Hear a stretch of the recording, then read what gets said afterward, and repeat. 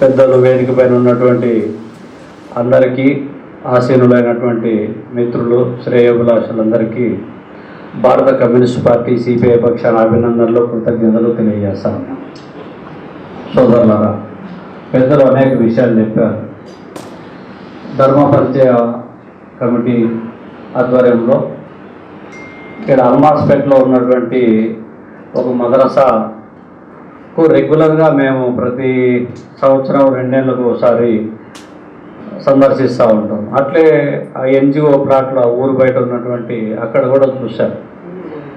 చాలా యాక్టివిటీస్, పిల్లలకు చదువులు చెప్పడం, ఫీడింగ్ ఇవ్వడము, వాటితో పాటు మహిళలకు, మహిళా సాధికారతకు కావలసినటువంటి ఆర్థిక స్వావలంబన, వెసులుబాటు, వీటికి సంబంధించినటువంటి యాక్టివిటీస్ నిరంతరం చేయడంతో పాటు కడప టౌన్లో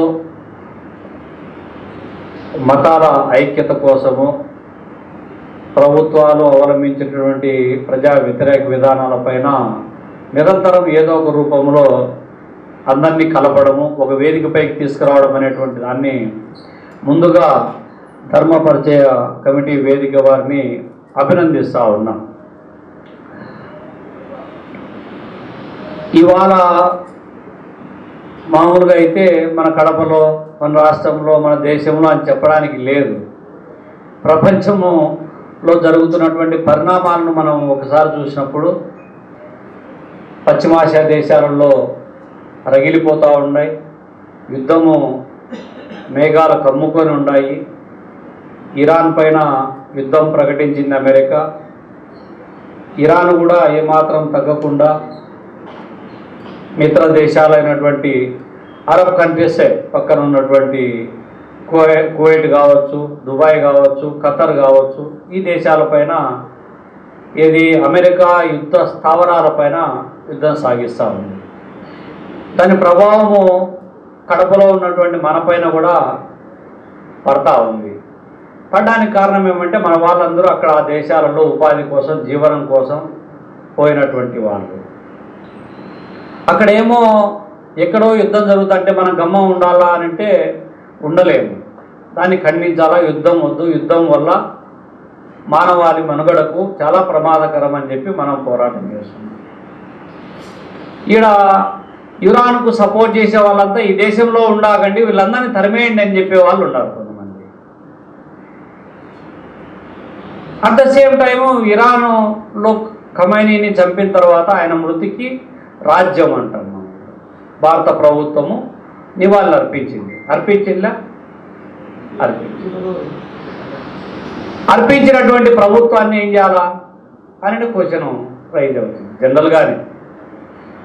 ఒకవైపు రాజ్యం మాటున రాజ్యాంగబద్ధమైనటువంటి పదవులలో ఉంటూ రాజ్యాంగాన్ని పక్కకు పెట్టి మాట్లాడేటటువంటి, రాజ్యం మాటున ఉన్నటువంటి సంఘ్ పరివార్ లాంటి సంస్థల ప్రొవొకేషన్ అంటాం. ఈ ప్రొవొకేషన్ ఒత్తిడి వల్ల అన్ని వర్గాలపైన పడుతున్నటువంటి నేపథ్యాన్ని కూడా మనం గమనించాలి. మేడారం జాతర ఒక ముస్లిం అతను బన్ను కవ్వ కలిపి అమ్ముతావంటే నువ్వు ఎట్లా అమ్ముతావు అని చెప్పి పట్టుకున్నాడు. ఇట్లాంటివన్నీ కూడా కడపలో నేను కొత్తగా చూసిన, ఎప్పుడూ అట్లా పెట్టలేను. మొన్న ఏదో బీకేఎం స్ట్రీట్లో పోతా ఉంటే అందరూ జై శ్రీరామ్ జెండాలు కట్టుకోండారు ఉగాది పండుగకు, అంటే సరుకులు కొంటారు అనేటువంటి దాంట్లో ఈ మధ్య కాలంలో వస్తున్నటువంటిది.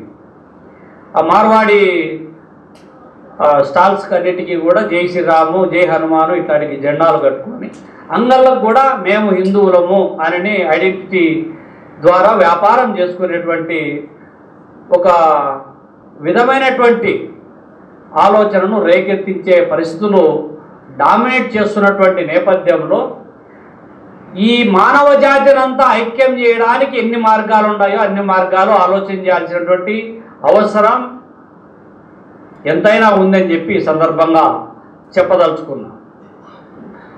జనరల్గా చెప్తారు, సకల మతాల సారాంశము మనిషిని మనిషిగా చూడాలి, మనిషిని ప్రేమించాలి అని చెప్తారు. అయితే చెప్పేటంత ఈజీ కాదు ఆచరణలోకి వచ్చేటప్పటికి. విధి వక్రీకరించి ఇవాళ మతాన్ని ఒక సులువైనటువంటి రాజకీయ ప్రయోజనాలకు వాడుకోవడానికి ఒక వేదికగా చేసుకుంటా ఉన్నారు, ఒక అస్త్రంగా చేసుకుంటున్నటువంటి ప్రస్తుత పరిస్థితుల్లో మతాన్ని చాలా తీక్షణంగా చూడాలి. మత ఛాందసవాదాన్ని, మత ఉన్మాదాన్ని ప్రేరేపించే శక్తుల పట్ల కూడా జాగ్రత్త వహించాల్సినటువంటి అవసరాన్ని మనం గుర్తించాలి. అందుకోసము మనము వివిధ రూపాలలో ఉన్నటువంటి ఏ మతమైన ఇందాకనే చెప్పాడు బాబుబాయ్ గారు, ఒక ముస్లింను పిలిచి నువ్వు ముస్లిం యొక్క బ్యాక్గ్రౌండ్ చెప్పు అంటే చెప్పలేవు. హిందువు అయినా అంతే. ఇప్పుడు ఒక యానాదోళ్ళ పిల్లోని లేపి నువ్వు హిందువా తెలుగు ముస్లిమా ఏమని అడిగితే వాడు హిందూ అనేది తెలియదు, వాడు ఏదనేది కూడా తెలియదు చాలా. కాబట్టి ఇటువంటి అంశాలు చాలా కులాలకైనా మతాలకైనా ఇవన్నీ కూడా వర్తిస్తాయి. కానీ ప్రజలను చైతన్యవంతం చేయడంలో అన్ని కులాలు, అన్ని మతాలు, అన్ని పార్టీలు క్రియాశీల పాత్ర పోషించాల్సినటువంటి అవసరం ఉంది. జనాన్ని ఐక్యం చేయడానికి ఎన్ని మార్గాలు ఉన్నాయో అన్ని మార్గాలు ఆలోచన చేయాలని చెప్పి సందర్భంగా కోరుకుంటూ ఈ యొక్క కార్యక్రమానికి ఆహ్వానించి నాకు మాట్లాడే అవకాశం కల్పించిన మీ అందరికీ కూడా పేరు పేరున ధన్యవాదాలు తెలియజేస్తా ఉన్నా.